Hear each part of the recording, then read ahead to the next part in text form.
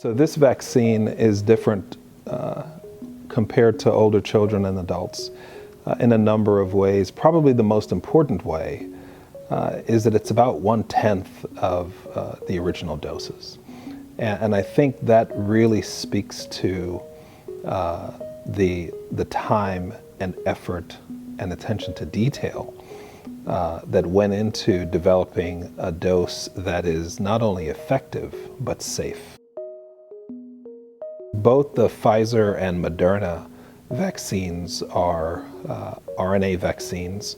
They're a little bit different, again, different studies, different science in the implementation of them. And so the Pfizer shot is a 3-shot sequence. The Moderna shot is a 2-shot sequence. The effectiveness of the Pfizer vaccine is somewhat higher than the Moderna in reducing hospitalization. But again, these were the early studies, and we're going to continue to see how this goes over time.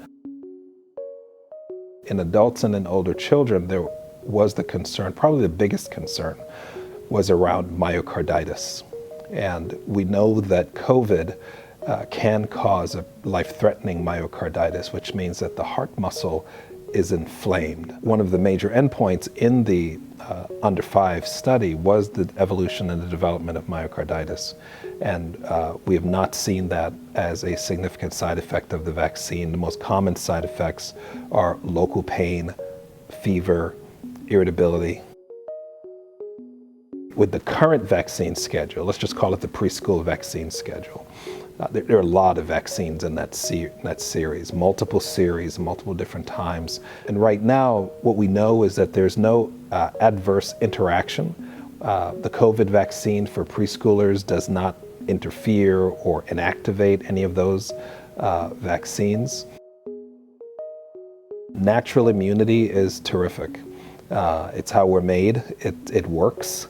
And again, whether it's adults, adolescents, young people, or toddlers, natural immunity generally results in an illness that doesn't result in you being in the hospital.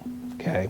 What we do know, however, and there's pretty compelling evidence now with 2.5 maybe years of dealing with COVID, is what's called hybrid immunity is the preferred model. That is vaccine immunity plus natural immunity. Even if your child has already had natural COVID, vaccine immunity will enhance that response even more and is able to provide additional protection that you won't get from natural immunity alone.